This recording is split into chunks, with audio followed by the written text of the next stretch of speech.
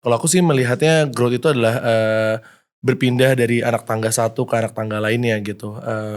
Dengan kecepatan masing-masing. What is the most fundamental things on a nation? The human. And then what is the most fundamental thing on the human? It's the soul. It's the mental. Yang survive itu adalah yang paling bisa adaptasi. Yang paling bisa menyesuaikan diri dengan si tantangan lingkungan gitu ya. Dan yang paling bisa menyesuaikan diri adalah yang paling bisa bekerja sama.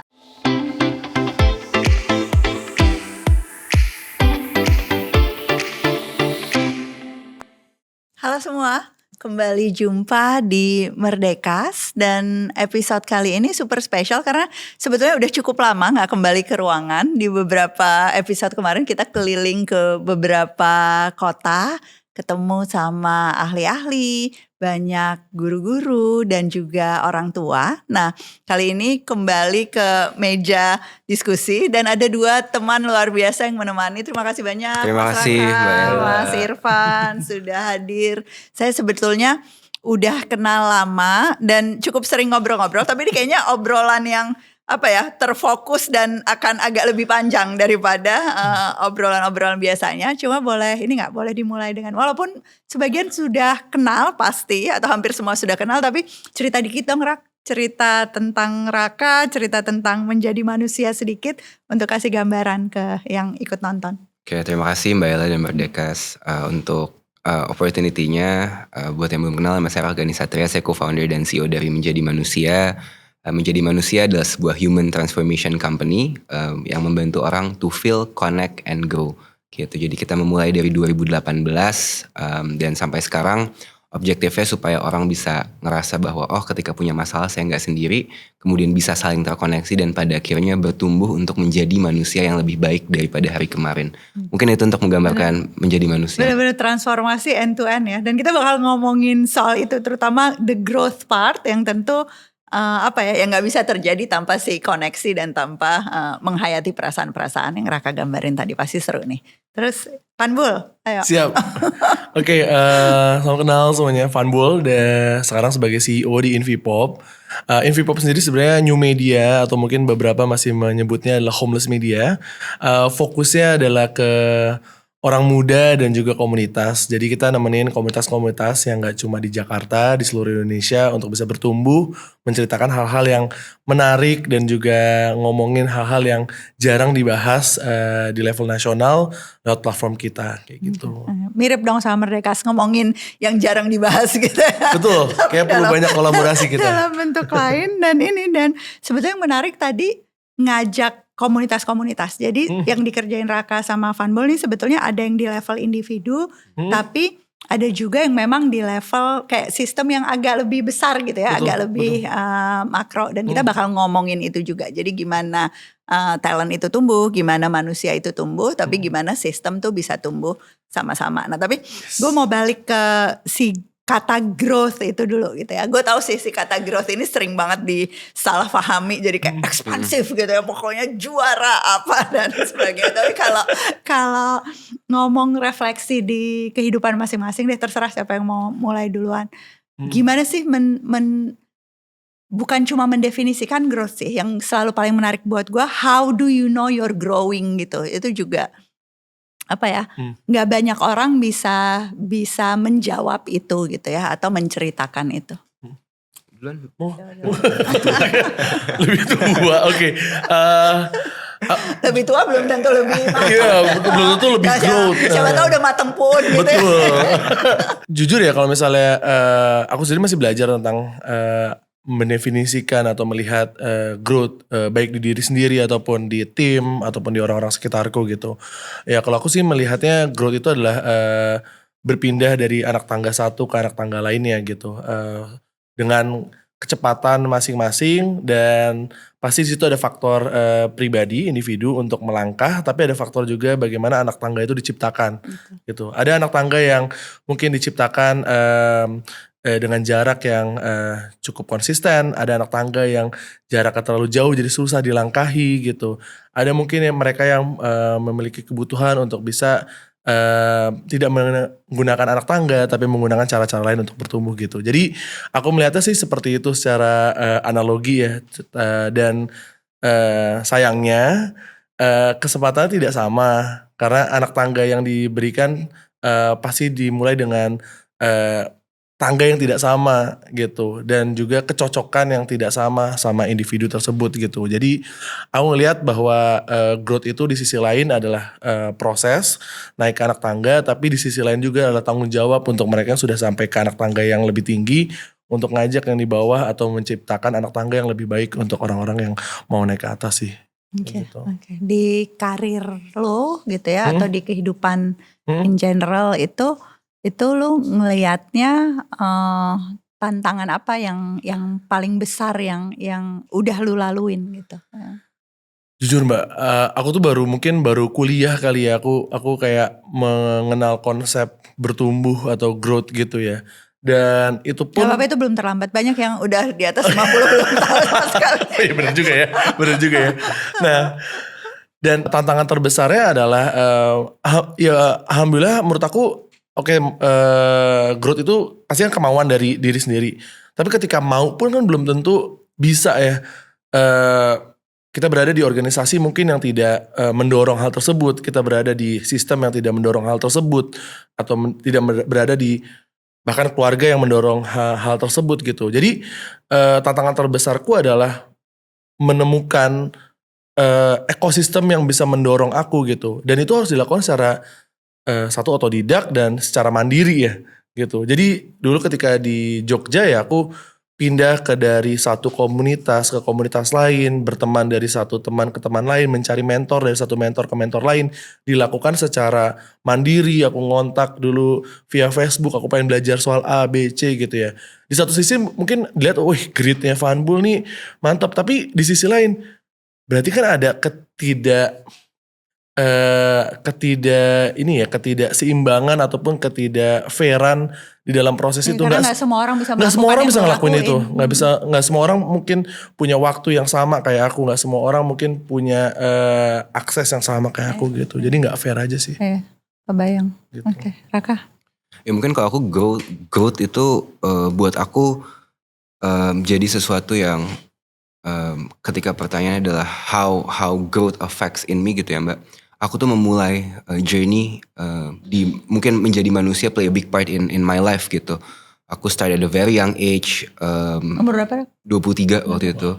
Jadi lumayan muda, 7 tahun yang lalu. Dulu masih bujang. Sekarang sudah punya anak satu dan sudah menikah gitu. Jadi menjadi manusia play a big part in my journey. Yang sebenarnya justru jadi poin dalam growthku adalah aku start dari minus Mbak. Aku start dalam kondisi aku baru keluar dari rumah sakit jiwa karena hampir overdosis narkoba.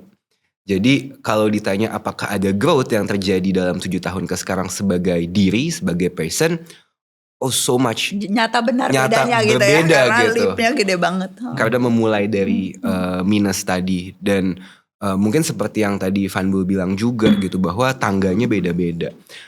Aku very hard untuk pada akhirnya bisa terus-menerus melakukan ini karena aku juga punya ADHD. Tapi aku tidak mau mengkategorikan bahwa itu menjadi hambatan dalam aku bertumbuh dan juga menjadi orang. Side note, ADHD buat banyak orang sekarang kelebihan bukan Betul. kelemahan. Kelebihan. Beruntung punya ADHD. Beruntung. I got ADHD tuh. Iya, akhirnya bisa ngelihat itu kan. Gitu bahwa punya those kind of neurodivergence yang kompleks gitu. Meskipun there is the moment yang ngerasa kok susah sekali ya gitu to focus gitu. Tapi seiring berjalannya waktu itu menjadi satu yang tadi ya perspektifnya. I think this is something yang emang Tuhan kasih dan ya nggak bisa diapa-apain. Just have to deal with it and then mencoba untuk menjadi lebih baik setiap harinya. Yang paling susah itu tuh ngenalin apa ya, kan kalau di kita tuh gue tuh menggambarkan talent growth itu sebagai proses di mana semua potensi lo tuh tumbuh optimal dan kemudian kompeten. Jadi kayak potensi itu di stretch gitu ya, optimal kayak karet di stretch dan kemudian lo bisa ngedemonstrasiin kompetensi-kompetensi di dunia nyata gitu. Nah, ada 6 elemen sih sebetulnya, ada 6 aspek gitu di situ. Jadi kalau ngomong potensi itu kita ngomong drive, kita kayak punya dorongan kayak tadi persis yang kayak Fanbul gambarin gitu ya. Lu nggak supportnya kurang dan sebagainya, tapi ya lu nyari, lu bikin lingkaran pertemanan, lu bahkan bikin minutes of managers gitu ya, dan sebagai jadi dorongannya itu benar-benar dorongan internal, walaupun mungkin kayak nggak dapet insentif apa-apa gitu kan dari luar. Terus ada unsur di potensi itu juga personality, kan kita tahu kayak bahkan adiksi pun kan itu memang ada yang punya kecenderungan jadi lebih mudah adiksi gitu ya dibanding yang lain, tapi ya sayangnya banyak yang udah terlambat gitu ya baru menyadari disposisi itu. Tapi ada faktor personality. Terus yang ketiga kalau kita ngomongin potensi itu ada cognitive ability. Kalau I'm sure kalau cognitive ability itu oke lah ya, walaupun dalam banyak kasus lain banyak yang punya challenge. Tapi buat lu tuh yang paling susah tuh ngejaga apa? Bikin mateng secara kepribadian, make sure lu punya cognitive ability yang bagus, atau emang ngejaga supaya drive-nya nih tetap berapi-api gitu bahkan. Cognitive ability tuh kayak gimana sih Mbak? Cognitive ability itu sebetulnya kemampuan menalar, memecahkan masalah gitu ya. Ada skor IQ gitu ya. Orang kayak suka banget cognitive ability sebenarnya skor IQ, padahal sebenarnya kan itu bukan gambaran yang utuh gitu. Pemahaman bacaan, kemampuan menulis dan sebagainya itu cognitive ability. Jadi mana yang paling efektif? Mana yang paling efektif? Semuanya, jangan jawab semuanya. Di antara semuanya pasti, tapi yang paling dalam growth ya. Kalau aku justru tentang variabel yang tidak di situ. Yaitu hardship, adversity that are coming to our life di momen yang kita nggak pernah expect. Ketika pada akhirnya trying to be consistent, trying to be focused dan juga memahami itu gitu. Buat aku pukulan-pukulan paling keras seringkali terjadi adalah when it comes to the hardship comes, Mbak. Jadi untuk tarik balik mungkin my journey itu yang lumayan justru aku nyebutnya adalah pain and pressure. Justru itu part yang aku nggak tahu bahwa itu ada dalam variabel yang sangat mendorong aku. Bukan bermaksud untuk membandingkan nasib dengan siapapun, Mbak. Dalam 2020 sampai 2024 aku 5 kali masuk ke liang lahat untuk mengantarkan orang tersayang, kakek, nenek, ayah, omku 2. Dimana sebelumnya trauma terbesarku adalah tentang kehilangan karena ibuku meninggal di usia 6 tahun. Nah, those hardship, those adversity that are coming, itu tuh jadi sesuatu yang nge-push aku untuk, man it's so hard untuk kayak keluar dari rasa itu gitu. Jadi ya tadi mungkin kalau buat aku drive-nya ya Mbak, drive-ku adalah gue gak bisa gini gitu. Ketika ditarik dalam 3 poin tadi aku adalah tentang drive gitu, bahwa if I wanna be a better person and the adversity comes, aku harus ngapain, dimana sebenarnya aku gak bisa ngandelin orang lain gitu. Jadi itu menjadi drive untuk pada akhirnya bertumbuh dan bertumbuh lagi. What I do in more practical things, I do everything to make me sane gitu. Dan ya tadi ketika udah mulai sane, ada lagi sampai pada akhirnya aku numb akan kehilangan. Gitu, aku numb akan perasaan itu, tapi itu ngedrive aku jadi kayak ada acceleration untuk leap-nya lebih besar kan, untuk keluar, meskipun prosesnya panjang, tapi the deepest the pain, aku selalu ngerasa bahwa after this the grow is going to be bigger. No pain, no gain gitu. It's a growing pain, itu yang aku rasakan dan itu yang aku jadikan sebagai satu drive. So ya, sama drive, tapi ada dalam hidupku aku nggak tahu kayak ada part yang memaksa itu untuk jadi lebih. Kalau gue bilangnya purposeful pain gitu. Jadi sebetulnya orang-orang yang nggak konsisten atau kayak drive-nya tuh kelihatan kurang itu karena mereka seringkali nggak ngelihat bahwa untuk mencapai tujuan tuh you need to lose something gitu kan. Ya maksudnya kayak kadang kan kayak males konsisten karena bosen gue udah ngerjain itu ya, emang bosen tuh kayak part of the journey gitu ya untuk bisa mandiri, memahami independensi dan sebagainya. Kadang-kadang memang harus kehilangan bagian-bagian yang selama ini jadi gandolan kita gitu ya. Betul. Nah itu yang maka itu gunanya experience sih sebetulnya. Si experience yang beragam itu termasuk experience yang painful dan kita kemudian ngebuktiin ke diri sendiri kita bisa push through tuh jadi penting banget untuk bikin kita kompeten gitu kan sebetulnya. I think mungkin aku selaras juga sih sama poinnya Raka gitu. Dan menarik banget tadi Kayla mention soal purposeful pain gitu. So I think I choose yang drive ya. Mungkin a bit konteks gitu ya. Aku di Jakarta waktu itu tuh drop out 3 kali dari sekolah. Gue gak tahu nih, SMA. SMP 2 kali, SMA sekali. Salah sekolahnya pasti. Lama bener, biasa itu yang disalahin anaknya. Aku gak ngomong apa gitu dong. Gue aja yang guru dan orang sekolahan yang bilang salah sekolahnya. So ya sebagai anak yang ADHD dan hiperaktif dan semacamnya gitu. Kayak at that time I feel like membosankan lah sekolah. Dan ini konteks juga kenapa sih sebenarnya waktu itu sampai akhirnya gak mau masuk intentionally ke sekolah gitu ya. Sampai udah dipaksa-paksa gimana pun. Karena waktu itu sebenarnya aku menghasilkan uang yang lumayan besar lewat dagang sama online game at that time gitu. Jadi aku ngerasa dulu nih drive aku untuk sekolah hilang karena kayak lah aku udah dapet uang. Dan uangku tuh lumayan loh Kak, kayak SMP aku bisa ngasihin kayak belasan juta sebulan gitu. Jadi aku udah dapet uang.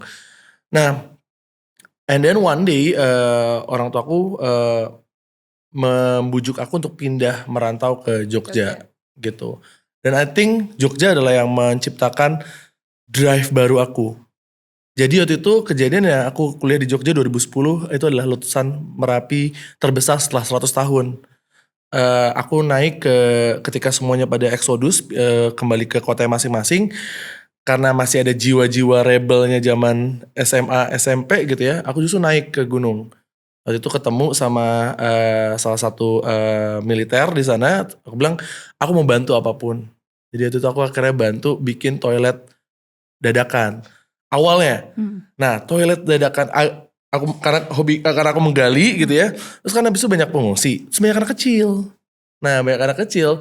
Terus aku punya mainan. Terus aku sering mendongeng lah ke mereka. Terus tiba-tiba itulah yang ngebuat aku kayak, oh ternyata aku tidak benci sama pendidikan. Aku benci saat itu ketika aku berada di SMP SMA yang aku tidak nyaman. Tapi aku merasa bahwa aku nyaman untuk kayak berinteraksi, mengajar, mendongeng waktu itu. Ketemu Mas Ayo dongeng juga that time gitu. Nah itu sih sebenarnya akhirnya yang ngebuat aku akhirnya waktu itu merintis beberapa komunitas. Saung Mimpi, aku gabung ke Book for Mountain, keliling Indonesia, ngebangun perpustakaan. Terus bikin konsorsium kolektif Forum Jogja Peduli. Ngefans sama Kak Ella, mendengar SMSG dari zaman aku dulu di Jogja gitu. Dan sampai drive itu masih aku bawa ke Jakarta lewat Minutes of Manager gitu. So I think purposeful pain itu tadi yang Kak Ella mention dan Raka mention itu kayak sesuatu yang I don't know apakah bisa diciptakan atau enggak. Aku mungkin need your input on that sih gitu. Sangat bisa diciptakan karena kan sebenarnya lu cerita waktu itu lu instead of kecanduan belajar waktu di sekolah yang sebetulnya menjadi tujuan kita nih kalau bikin sekolah harusnya bikin anaknya kayak gemar belajar, mengapresiasi proses bertemu yang terjadi kan lu kayak ngerasanya kecanduan duit gitu in a way kayak udah sekolah di drop aja karena duitnya udah cukup. Tapi kan cerita lu tuh ngegambarin bahwa orang bisa kok berubah kemudian jadi kecanduan kontribusi gitu kan, kecanduan menikmati si koneksi di dalam komunitas gitu. Ada yang sekian tahun yang lalu kecanduan narkoba bisa kayak kecanduan buat kenal diri, kecanduan buat berkontribusi juga gitu ya, buat impact yang lebih besar. Nah di situ tuh faktor experience tuh jadi penting banget gitu. Karena lu bisa mulai dari drive yang salah, lu bisa punya personality yang belum mateng gitu sebetulnya, atau bahkan cognitive ability lu tuh ya standar aja dan di bawah semua potensi lu tuh bisa kayak di stretch, bisa berubah. Itu tuh bukan bawaan lahir atau dari sononya gitu. Ada yang udah lahir nih, dari lahir udah seneng cuan, yang satu yang dari lahir udah baik hati gitu. Enggak kan, itu semuanya kemudian di shape lewat proses pendidikan dengan ya si kompetensi umum lu buat nyelesain masalah, kemampuan lu analisa, kreativitas lu ditumbuhin, kompetensi teknis lu itu juga bagian yang penting gitu dari kompetensi. Kayak lu kenal si Gunung Merapi gitu kan, lu tahu kayak caranya bikin toilet dadakan tuh gimana, itu kan semuanya technical kompetensi yang penting. Tapi yang sering banget kita lupa tuh si experience itu. Jadi sekolah itu juga banyak banget gagal sebetulnya bukan di ngajarin kompetensi teknisnya sih, tapi di ngasih si pengalaman yang beragam itu. Karena kayak di dalam kelas melulu, dan kalau ngomongin masalah ya masalah di atas kertas melulu gitu kan. Masalahnya siapa, gue gak peduli nih sih soal cerita ini, gak ada kaitannya sama apa yang terjadi di lingkungan. Mungkin aku nambahin sedikit Kak, itu that's the reason mungkin kenapa sekarang ya Kak, aku kalau misalnya nge-hiring tim, aku tetap melihat mereka lulusan mana, IPK dan semacamnya. Tapi salah satu faktor yang sering sekali aku tanyakan adalah mereka merantau atau enggak. Oke. Itu nomor satu. Habis itu yang kedua adalah family background.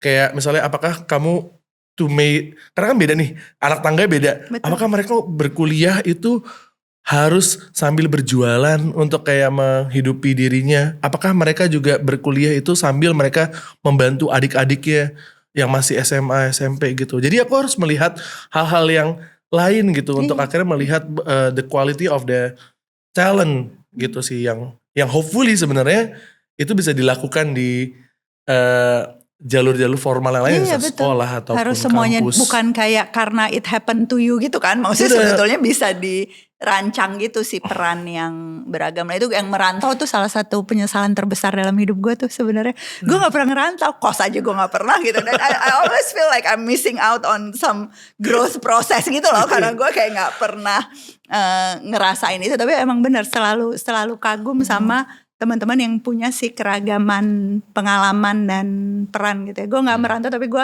kawin punya anak muda banget. Itu kayaknya bentuk merantau yang journey yang Kayaknya itu lain. lumayan ya, betul challenging juga itu. Nanti kita ngobrolin lagi ya yang soal si talent ini. Nah, kita masuk ke segmen kedua sudah ini teman-teman. Nah sekarang kita tuh mau bahas yang rada lebih seru dan gue gemes banget sih sebenarnya. Jadi tadi kan udah cerita ya pengalaman diri masing-masing gitu ya. Terus drive dan si potensi yang di stretch di masing-masing itu beda-beda banget. Tapi somehow you're pushing through that dan tumbuh gitu. Ya. Nah again gak terjadi di semua orang gitu. Nah blocker utamanya tuh apa? Itu yang selalu jadi pertanyaan. Karena gue tuh kayak selalu berusaha meyakinkan ini tuh lu jangan salah-salahin anaknya. Jangan salah-salahin si pegawainya atau Gen Z-nya gitu ya. Salah-salahin populer tuh ya. sebagainya gitu ya. Ada kalau kita ngomong growth-nya si talent, growth-nya individu itu tuh sebetulnya ada sistem growth juga yang mestinya terjadi beriringan karena ya manusia nggak bisa tumbuh tanpa sistem yang ngasih ruang buat dia untuk tumbuh. Kerasa banget gak sih si blocker di sistem tuh sangat amat memengaruhi. Atau curhatan orang atau curhatan diri sendiri juga boleh. Kalau ngomong teman-teman yang ikutan menjadi manusia atau yang di Minutes of Managers gitu. Sangat ya Mbak, apalagi mungkin kalau di menjadi manusia terkhususnya adalah a topic that specifically about human kan. Kita ngomongin tentang kesehatan mental, kita ngomongin tentang self awareness gitu. Jadi sistem itu apalagi mungkin ketika ditarik tentang kesehatan mental di Indonesia, sistemnya tuh sangat-sangat scattered. Ini tuh di bawah Kemenkes kah, ini di bawah Kemensos kah gitu. Jadi ketika kita pengen advocate more tentang guys, if you have a problem tentang diri lu, it's okay loh untuk pada akhirnya pergi ke psychologist and ke psychiatrist. Itu menjadi sesuatu yang sangat-sangat susah gitu ketika kita mencoba memulai di pertama kali. Jadi gak ada yang pernah ngajarin kan kayak di psikolog tuh lo akan ngomong kayak gini loh gitu. Ke psikiater tuh lo akan mendapatkan ini. Guys, there is some new method loh, bahwa ada loh meditasi. Itu tidak di di negara ini tuh nggak ada sistem yang mengcover dan mengedukasi tentang itu. Sehingga pada saat lu terpaksa pun gitu ya, lu nggak bisa menavigasi itu semua dengan nggak bisa. baik. Belum lagi ketika kita ngomongin ada misalnya ya Mbak, ini aku jadi curhat ya kayak praktisinya merasa bahwa harus ke psikolog gitu. Healer ini tuh nggak works gitu. Jadi itu kan tidak diregulasi dengan baik gitu.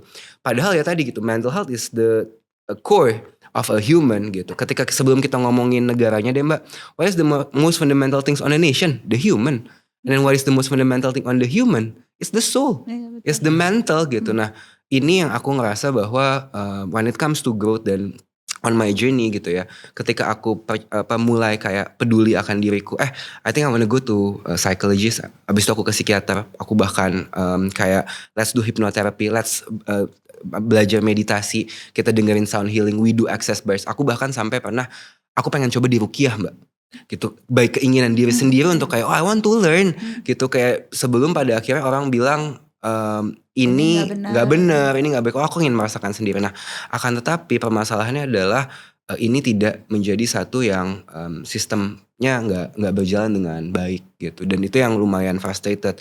Padahal semuanya tuh pejabat ngomong Indonesia Emas 2045, Indonesia Emas 2045, tapi gimana bisa itu terjadi kalau humannya sendiri itu apa ya bahasa baiknya humannya sendiri tuh Santet, kalau gue bilangnya santet nggak growing. stunted, betul, dan nggak ada ruang ya mbak. Stunting physical, stunting emotional, Stunting emotional. lebih banyak di negeri ini. Ya, dan kita berada dalam stigma patriarki yang sangat lama. Laki-laki tidak boleh menangis, nggak boleh nangis, lu mukul anak gue bos, gitu. Kayak laki-laki nggak boleh nangis, menangis itu cengeng, kata siapa gitu. Menangis tidak mendefinisikan maskulinitas kita sebagai seorang laki-laki, gitu. Jadi itu yang aku pada akhirnya mencoba terus untuk mengedukasi, karena aku nggak mau anakku tiba-tiba dipukul sama orang karena dia mendem itu, gitu. It's okay to be vulnerable as a man, gitu. Jadi mungkin aku itu ya tadi mbak. When it comes to growth gitu, specifically mungkin in mental health area, in human development area-nya, aku ngerasa nggak ada regulasi. Kemudian ya tadi kita hidup dalam stigma yang sudah sangat-sangat mengakar. Ya, jadi bikin hubungan yang aman dengan diri sendiri aja susah gitu kan. Terus pun lu udah berhasil punya hubungan yang aman dengan diri sendiri, lu udah menerima, lu udah vulnerable, lu kayak kepingin melalui proses pertumbuhan itu, terus lu jadinya insecure sama sistem gitu kan. Jadi lu kayak gak punya hubungan yang aman dengan sistem karena psikolog sama healer berantem. gak jelas. Si aktor-aktornya pada instead of kayak berkolaborasi terus jadi apa ya, kayak ya mencoba menang sendiri dan sebagainya. Berat banget sih memang karena sistem growth itu nguatin talent growth, tapi juga sebaliknya kalau talent growthnya benar, dia akan berkontribusi ke sistem growth gitu kan. Karena tujuannya apa sih kan, bukan cuma lu tumbuh sendiri, lu sebetulnya menumbuhkan orang-orang lain yang ada di sistem. Kalau lu ngeliatnya gimana kan? Iya, ya gimana pun aku ngerasa bertumbuh itu kan tergantung tempat kita berpijak ya. Dan ketika di umur setelah kuliah gitu ya, waktu kita kan lebih banyak habis itu adalah di kantor. Gitu. Bahkan walaupun itu juga dipertanyakan ya sebenarnya. Betul, walaupun itu juga dipertanyakan. Banyak, tapi nanti itu topik lain. Betul. Dan tantangannya adalah nggak semua kantor itu memiliki mindset ataupun sistem yang mendukung pertumbuhan orang-orang di dalamnya. Nah, ini alasannya mungkin kenapa karena orang nggak percaya bahwa pertumbuhan bisnis itu tuh karena sejalan dengan pertumbuhan manusia gitu kan. Betul, setuju. Malah kadang dianggapnya bertentangan gitu kan. Kalau lu kebaikan gitu ya, itu target nggak tercapai gitu kan. Ini kayak komunitas Ministry of Manager sekarang dengan 20.000 kurang lebih 20.000 manajer yang ada di dalamnya gitu. Lahir di tahun 2022 akhir. Kalau misalnya kita flashback di 2022 akhir, apa yang terjadi? Banyak sekali manajer yang di-hire tanpa sistem yang jelas, tanpa requirements yang jelas. Karena itu habis COVID ya?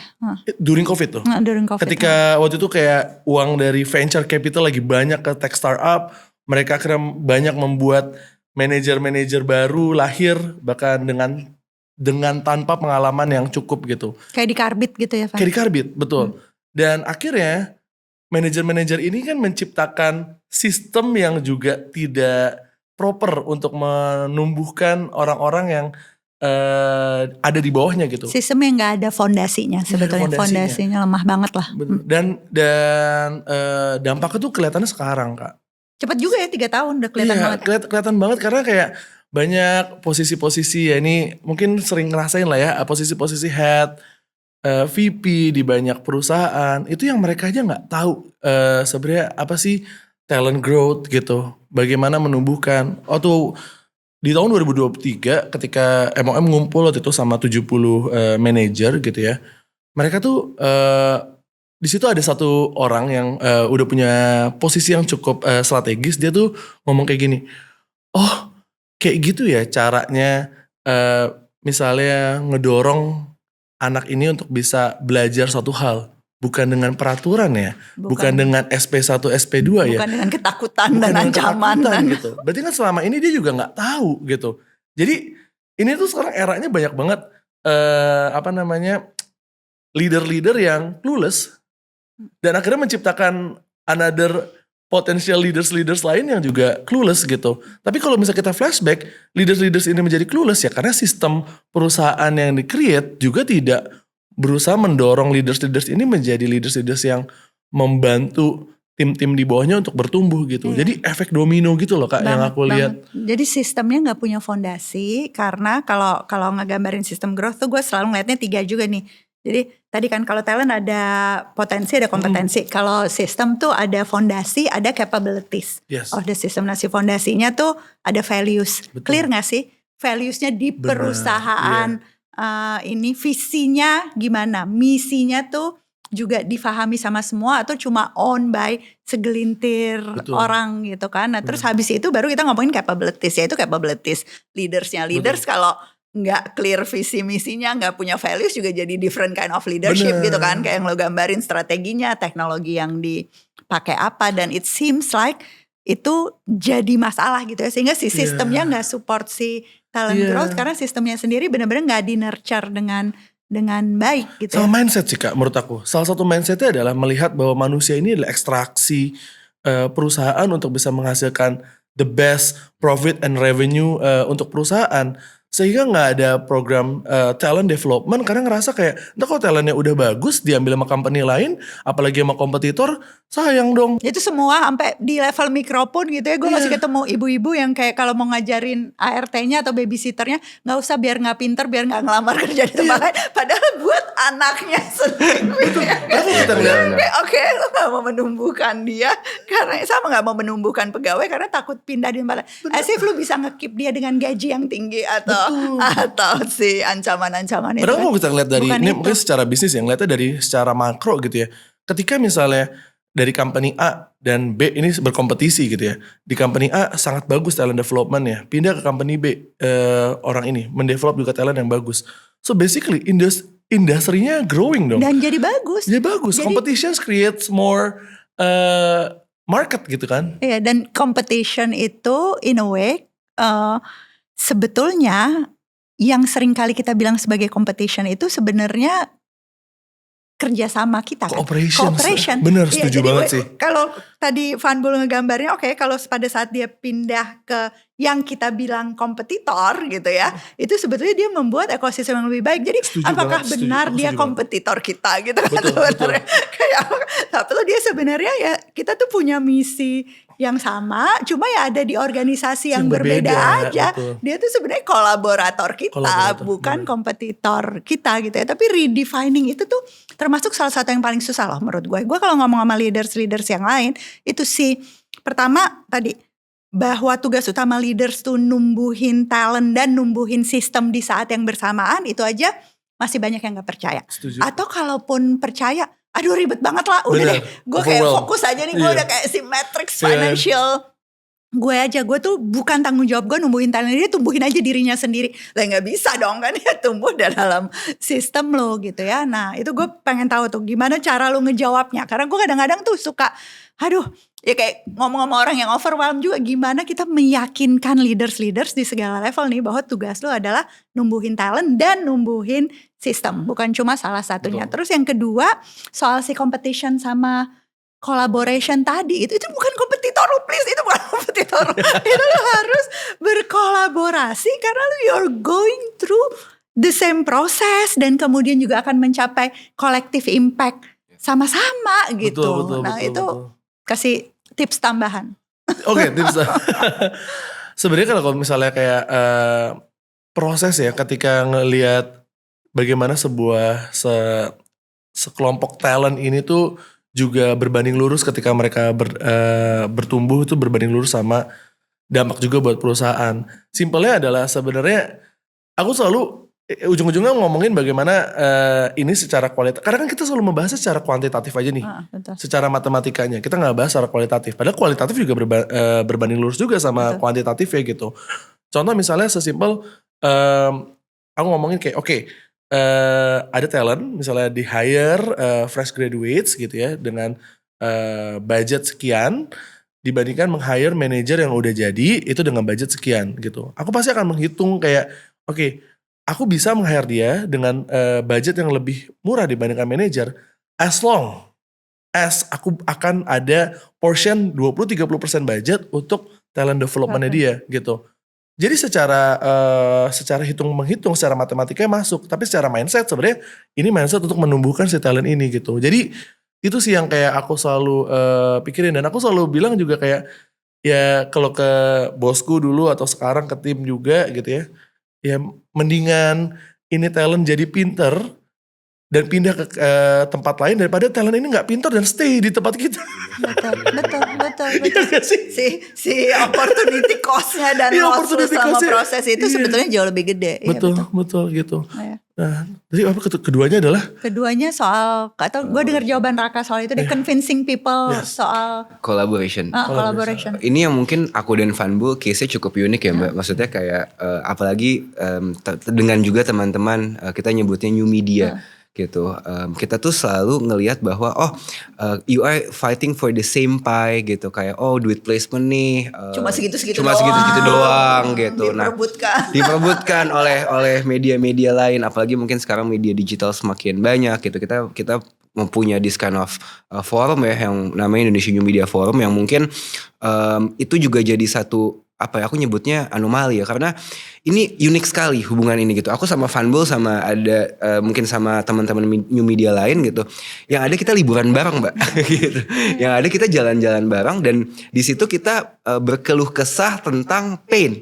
Dan tadi pressure kita jadi kayak rekanan curhat, lo what's happened in the Q4 gitu, kayak next year lo mau ngapain. Jadi instead of berkolaborasi kita justru saling belajar, berkompetisi kita jadi kolektif itu, jadi kayak support group nih Mbak jatuhnya. Kemudian yang kedua adalah mungkin ketika ada certain cases that are happening in the nation, apapun itu, mungkin kemarin terbaru tuh kita kejadian banjir ya, kita tahu bahwa we have so much power when we are talking about something, apapun isunya, mungkin tentang isu yang ramai. Bayangin Mbak, 5 media berbeda dengan segmentasi market yang berbeda yang kalau dijumlahin mungkin reach-nya bisa 10 juta, do one collab post together to say something, powerful sekali gitu. Itu sangat powerful. Jadi kita berpikir bahwa ya mungkin kita berada dalam industri yang sama, kemudian memperjuangkan financial, tapi kita ngelihat bahwa it's beyond that kan. Bahwa ya tadi ketika kita bisa saling berkooperasi dan berkolaborasi, ternyata dampaknya juga besar. Dan di situ bahkan kita lucunya adalah kita sering tukar-tukaran klien Mbak. Gitu. Kita itu sering sekali terjadi. Aduh, ini kabar bahagia dan harus ditiru oleh sektor-sektor. Iya sih, kita tuh karena kita punya prinsip adalah prinsip kita collab biar gak collapse. Prinsip kedua adalah 1+1 sama dengan 3. Iya betul. Itu sih. Tapi aku mungkin mau nanya juga ke Kak Ella deh Kak. Ini tuh kan sebenarnya happen udah lama ya. Maksudnya bahkan di Jogja ini Kak gitu ya. Komunitas sosial aja tuh bisa berantem satu sama lain. Betul. Ada satu desa yang komunitas A, B, C pengen ngajar di situ. Terus mereka kayak gantian lah kita rebutan. Lah kenapa gak collab? Share resources, share learning. Abis itu bikin sesuatu yang kayak berkesinambungan gitu. Akhirnya waktu itu kita bikin forum Jogja Peduli dan etc. Tapi kenapa ya? Aku gak tahu. Kenapa by nature kita tuh compete gitu. Padahal untuk sesuatu yang bahkan gak di level bisnis gitu di komunitas by nature sosial. Pertama ya, by nature tuh kita gak compete. Oh gitu ya? Nggak compete sama sekali. Kalau lu baca bukunya Darwin dengan bener ya, itu dia tuh nggak pernah bilang survival of the fittest. Dia selalu bilang yang survive itu adalah yang paling bisa adaptasi, yang paling bisa menyesuaikan diri dengan si tantangan lingkungan gitu ya. Dan yang paling bisa menyesuaikan diri adalah yang paling bisa bekerja sama sebetulnya. Gitu Bahkan definisi kerjasamanya tuh sampai lu mengorbankan diri gitu, sampai lu sacrificing your species gitu untuk kepentingan si alam semesta, untuk kepentingan kolektif. Ya kan perjuangan kemerdekaan kan juga gitu kan. Maksudnya kenapa orang rela mati gitu kan. Maksudnya kan bukan kalau dia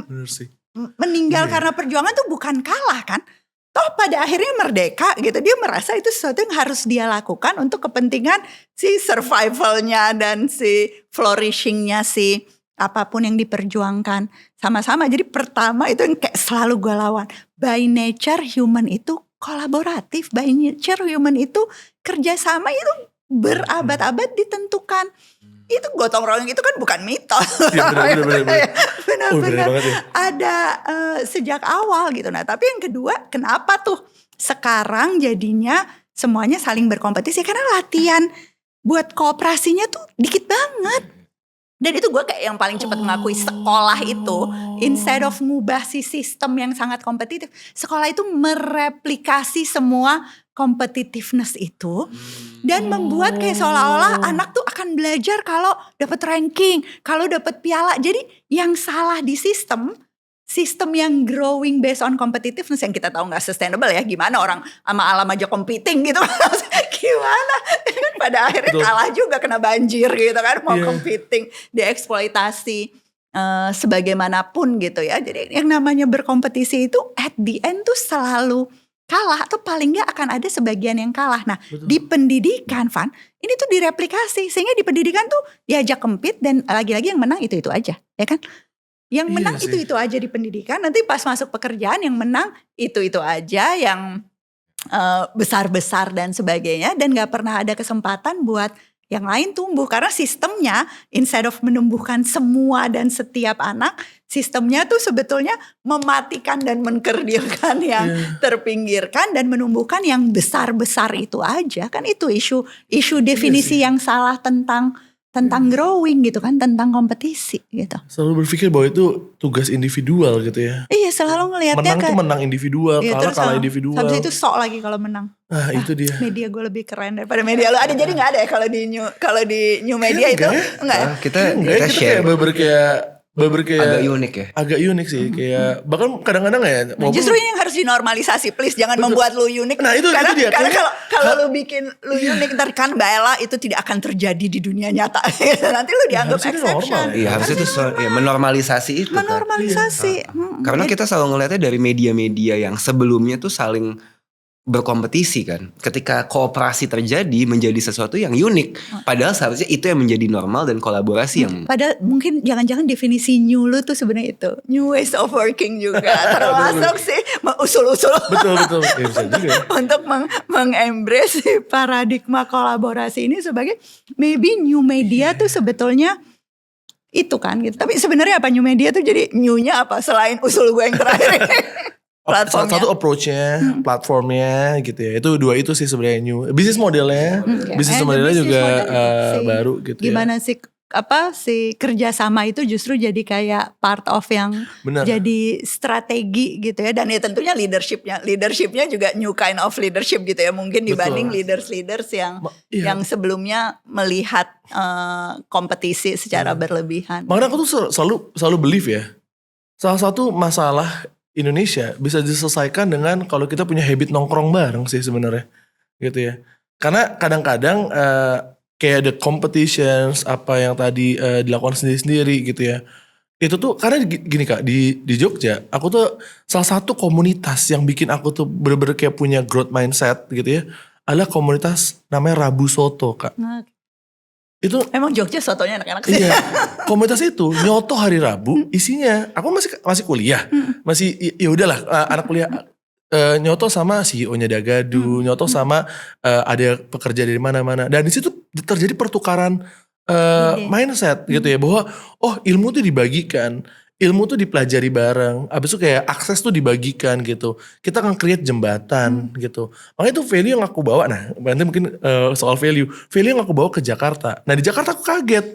Orang sendiri banget. Iya, value itu ternyata dilihat sebagai value yang unik. Sedangkan waktu di Jogja, value serawung, value gotong royong, itu sesuatu yang aku rasakan hari ke hari di komunitas. Jadi mungkin poinnya tadi Kak Ella yang aku belajar di Jogja soal cooperations gitu. Dan masih banyak contoh-contoh komunitas, kearifan lokal yang sebetulnya mencoba mempraktekkan itu, tapi itu justru yang kayak dianggap salah gitu ya. Iya, sekarang itu yang dianggap kayak terbelakang gitu, atau kayak gak akan menang dan seterusnya. Aku tuh sebetulnya ngelihatnya tadi sih, si meaningful conversation, itu kan ngebangun rasa percaya kan. Betul, ya kan gak mungkin bisa kerjasama kalau gak ada rasa percaya. Kalau kayak ketakutan nanti direbut gitu ya. Kalau itu kan kayak lawannya tuh lu gak bisa tumbuh kalau misalnya lu takut gitu. Lu gak berani. Termasuk jadi kapasitas kerjasama tuh sebetulnya juga muncul dari rasa percaya di antara kita yang terus menerus dilatih gitu kan. Iya. Sehingga terus ya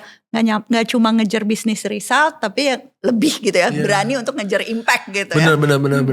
Terus sama rasa memiliki juga untuk bisa kayak ngebantu satu sama lain gitu. Itu juga sih, karena kalau di sekarang di Jakarta atau aku pindah ke Jakarta tuh rasanya yang paling struggling adalah bahwa membantu tuh kayak tukeran value gitu. Padahal ya sebenarnya itu adalah bagian dari berkontribusi ya. Maksudnya kamu punya lebih, kamu membantu yang di bawah gitu. Dan kamu dapat sesuatu. Iya betul. Sebetulnya. Iya. Jadi siap menularkan, bukan cuma di antara new media tapi ke sektor-sektor lain juga. Hope so ya. Semoga bisa, tapi intensinya sih ke sana sih. Iya. Dan yang paling penting sih intensi sih. Aku yakin banget kalau soal kompetisi ini ya memang ada structural competition. Betul. Ya karena kapitalisme, oligarki dan sebagainya yang kayak berat banget untuk dilawan gitu ya secara structural, tapi akan butuh waktu lah. Betul. Akan butuh waktu, tapi gue selalu percaya itu bisa karena ya rasisme pun begitu gitu kan, perbudakan pun begitu, itu kayak structure yang pada akhirnya bisa diruntuhkan.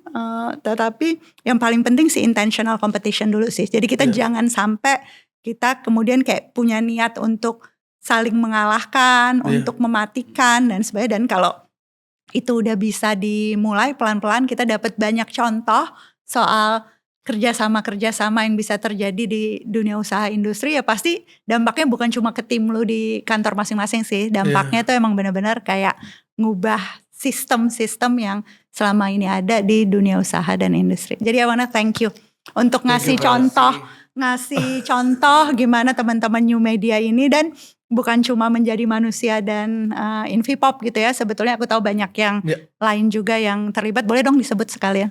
Kita ada Indozone, GNFI, Creative Fox, Vokatif, Volix, USS, Pandemic Talks, Maple, Big Alpha.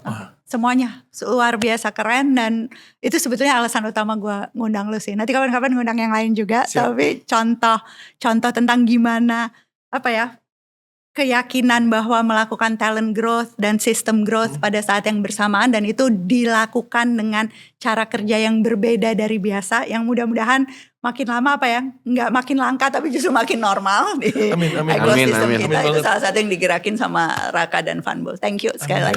Terima Kasih semuanya yang udah nonton. Pasti banyak banget refleksi dan catatan-catatannya. Aku belajar banyak banget hari ini, dan ya teman-teman juga bisa belajar lebih banyak tentu dari Raka, dari Funbull, dari media-media dan komunitas yang mereka dirikan beyond percakapan di Merdekas ini. Sampai ketemu di percakapan selanjutnya. Thank you.